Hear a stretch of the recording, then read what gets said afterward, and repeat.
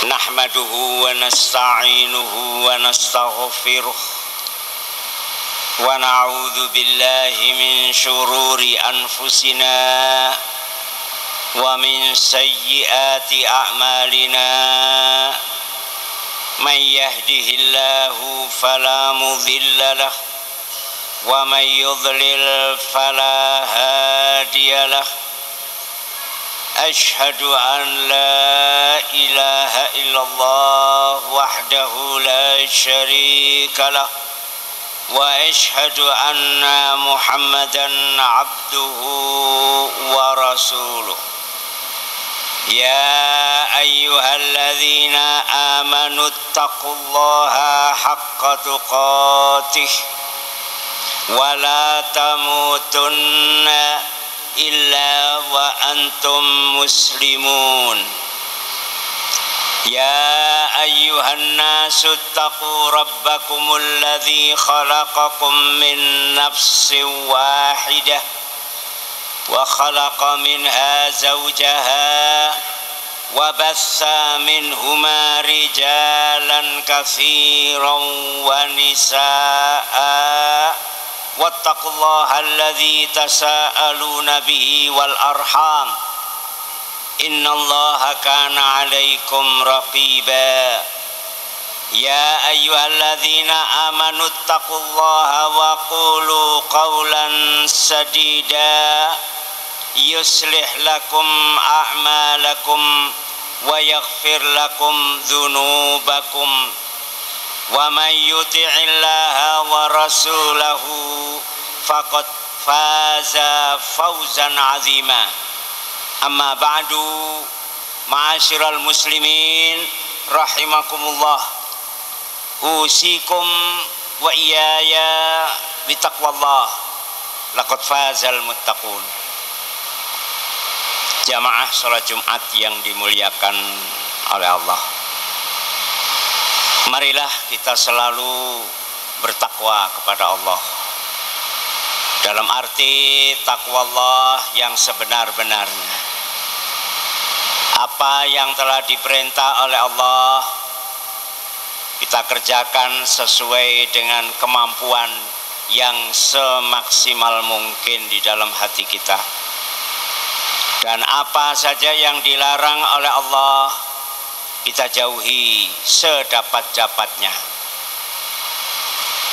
Orang yang bertakwa kepada Allah adalah orang yang paling dekat martabatnya di hadapan Allah Subhanahu wa ta'ala.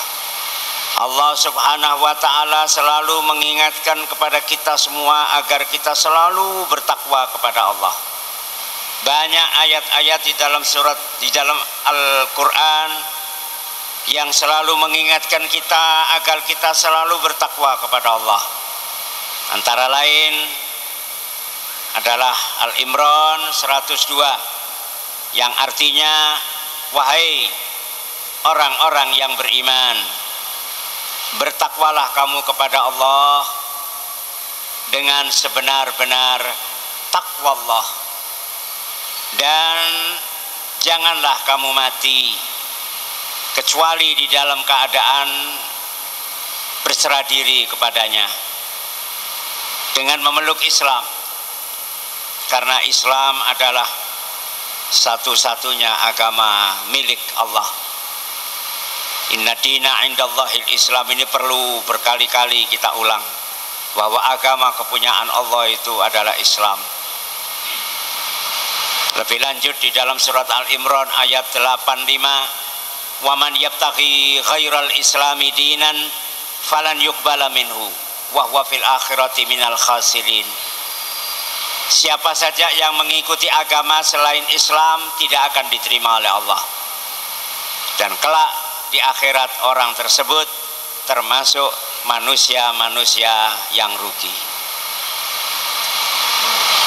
Jamaah salat Jumat yang dimuliakan oleh Allah Subhanahu wa ta'ala, di dalam kesempatan ini saya akan menyampaikan satu hadis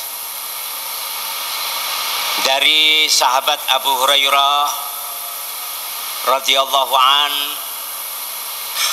yang mana hadis ini diriwayatkan oleh Muslim. Di dalam hadis ini Nabi kita Muhammad sallallahu alaihi wasallam bersabda yang kurang lebih maknanya, kelak pada hari kiamat kata Rasulullah, manusia yang pertama diadili itu ada 3 golongan. Jadi manusia awwalu ma yuqda yaumal qiyamah, permulaan manusia yang diadili kelak pada hari kiamat itu ada 3 golongan. Yang pertama adalah golongan orang-orang yang mati syahid dalam perang. Mereka ini dikumpulkan oleh Allah, kemudian ditanya oleh Allah, wahai hamba-hambaku, kamu dahulu aku beri kekuatan fisik, kekuatan jasmani. Nah, kamu pergunakan untuk apa kekuatan fisik yang aku berikan padamu ini? Ini pertanyaan Allah kepada golongan yang pertama, yaitu orang-orang yang mati syahid dalam perang. Orang-orang tadi menjawab, benar ya Allah, kami dahulu telah Engkau beri kekuatan fisik, sehingga kekuatan ini kami manfaatkan betul-betul adalah untuk berjuang menegakkan agamamu. Dan kami telah berperang adalah untuk membela agamamu, dan ini semua kami lakukan semata-mata karena Engkau ya Allah.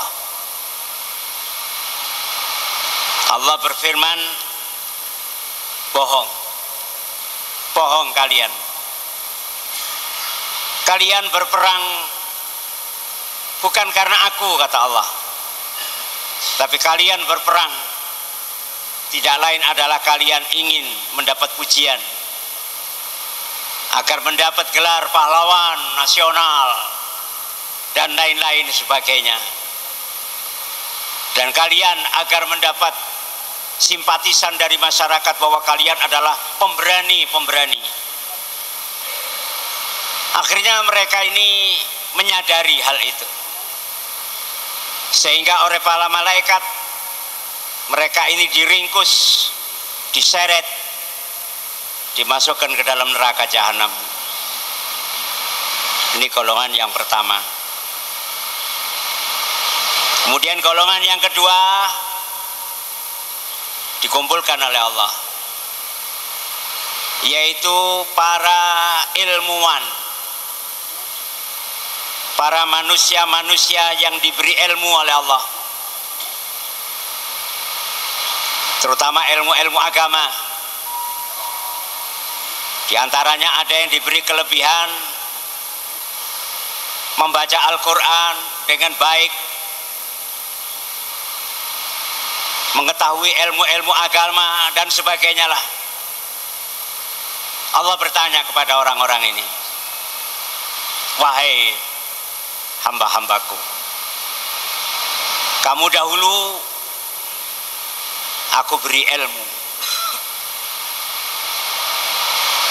dan kamu dengan ilmu itu menjadi pandai. Dan di antara kamu ada yang kalau membaca Al-Quran dengan bagus sekali. Apa kalian pergunakan ilmu-ilmu yang telah aku berikan padamu itu? Para ilmuwan atau cerdik cendekiawan ini mengatakan, benar ya Allah, kami telah memperoleh ilmu dari Engkau ya Allah, dan semata-mata ilmu ini kami sebarluaskan hanya karena Engkau ya Allah. Dan kami kemudian membaca ayat-ayat Al-Quran dengan bacaan yang baik, semata-mata kami membaca itu juga hanya karena Engkau ya Allah. Allah menjawab, bohong kalian. Kalian menyebarluaskan ilmu itu semata-mata hanya karena kalian ingin dipuji sebagai sarjana, sebagai ilmiawan, sebagai al-qari dan sebagainya lah, tidak lebih daripada itu. Orang-orang tadi menyadari, dan karena itu lalu mereka diringkus oleh para malaikat, diseret, dimasukkan ke dalam neraka jahanam. Wal'iyadzubillah, termasuk saya ini. Golongan yang ketiga, golongan dermawan, dikumpulkan oleh Allah. Mereka ditanya oleh Allah, kalian dahulu telah aku beri kekayaan,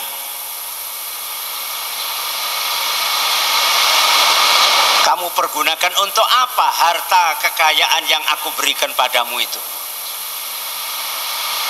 Orang-orang tadi menjawab, benar ya Allah,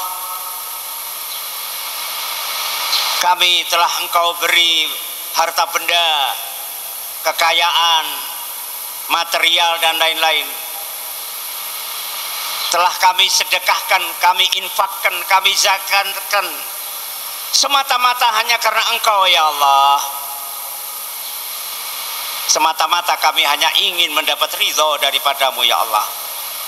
Setiap orang miskin yang datang kepada kami ya Allah, telah kami salurkan sebagian daripada harta-harta itu ya Allah. Semata-mata semua ini karena engkau. Allah berfirman, bohong kalian. Kalian menyedekahkan harta-harta yang aku berikan itu semata-mata hanya karena kalian ingin dipuji bahwa kalian adalah dermawan, kalian adalah manusia-manusia yang baik. Hanya itu yang kalian inginkan, tidak ada semata-mata karena Allah, enggak ada itu. Akhirnya para dermawan tadi, para orang hartawan tadi menyadari hal itu, sehingga mereka ini pun juga diseret oleh para malaikat, dimasukkan ke dalam neraka jahanam.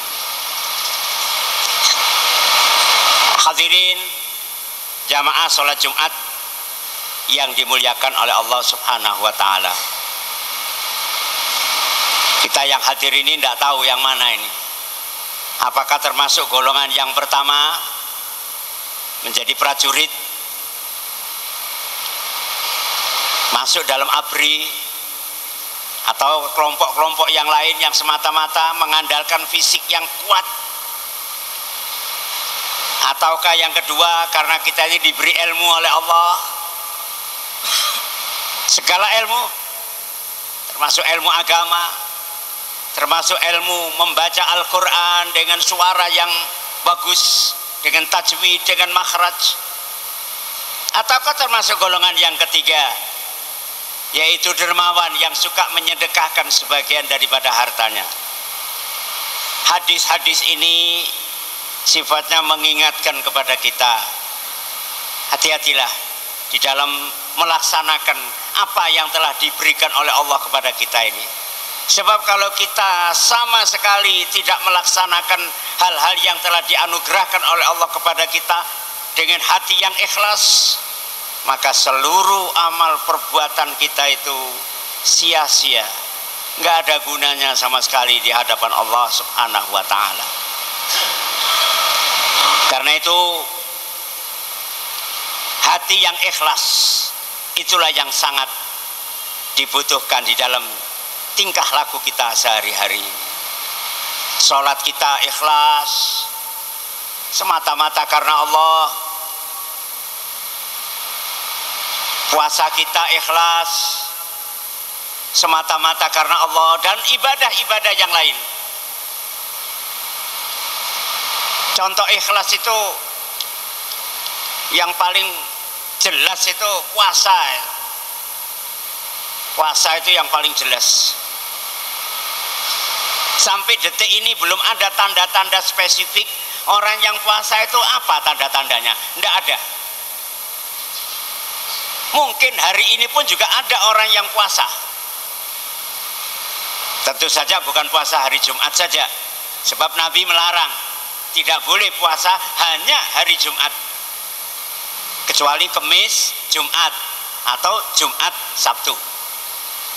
Nah, kecuali puasa Daud barangkali itu, karena puasa Daud memang sehari puasa, sehari tidak.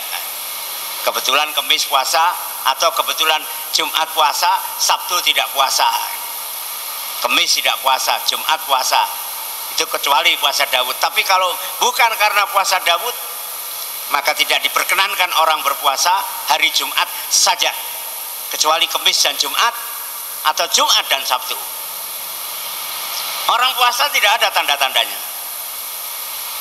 Yang tahu orang itu puasa ya orang itu sendiri. Kecuali kalau dia dihidangi segala macam makanan, dia tetap mengatakan terima kasih, terima kasih, terima kasih. Loh kok Bapak kok enggak mau? Kenapa? Akhirnya terpaksa buka rahasia, maaf, saya hari ini puasa. Oh iya maaf kalau gitulah. Baru terpaksa. Andai kata tidak ada orang yang menegur, insya Allah nggak tahu kalau si A itu puasa. Itulah barangkali ikhlas. Para jamaah perlu ikhlas ini. Sebagaimana di dalam surat Asy-Syu'ara ayat 88, 89, Allah berfirman, yauma la yanfa'u malun wala banun illa man atallaha biqalbin salim. Pada hari, yakni pada hari kiamat, tidak berguna harta maupun putra, kecuali barang siapa yang menghadap Allah dengan hati yang tulus, ikhlas. Jadi pada hari kiamat, harta milik kita nggak ada gunanya sama sekali. Anak-anak kita tidak bisa berbuat apa-apa terhadap kita sama sekali. Yang berguna pada hari itu adalah hati yang ikhlas. Illa man atallaha biqalbin salim. Siapa yang datang kepada Allah karena hati yang ikhlas. Mari kita membiasakan di dalam beramal kita sehari-hari karena Allah. Kita tidur bersama dengan istri karena Allah. Kenapa? Sebab Rasulullah bersabda bahwa pahala itu banyak. Di antaranya seorang suami meniduri istri, itu nilainya sama dengan ibadah. Ada yang bertanya, ya Rasulullah, mungkinkah seorang melampiaskan hawa nafsunya itu memperoleh pahala? Nabi bertanya, bagaimana pendapat Anda? Seandainya laki-laki itu tidur dengan perempuan yang bukan istrinya, oh iya, dosa ya Rasulullah. Nah, dia tidak mau tidur dengan wanita lain kecuali dengan istrinya sendiri. Itu satu contoh aja. Itulah, jadi mari kita bergaul dengan istri kita itu saja ada dalam hati kita itu bahwa saya semata-mata karena Allah. Barangkali inilah apa yang dapat saya sampaikan. Mudah-mudahan Allah menjadikan kita manusia-manusia yang mukhlisin, yang ikhlas di dalam segala perbuatan kita sehari-hari. Aqulu qouli hadza wa astaghfirullah li wa lakum.